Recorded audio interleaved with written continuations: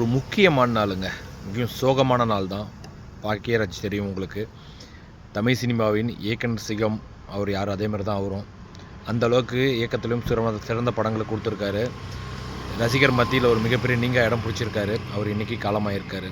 நம்ம சேனல் சார்பாக அவர் ஒரு இரங்கலை தெரிவிச்சுக்கலாம். அது மட்டும் இல்லாமல் இயக்குனர் சிகரம் என்ற பாரதி ராஜா சார் சமீபத்தில் தான் இருந்தார். இவங்க 2 பேருமே குரு சிஷ்யன் மாதிரி தான்.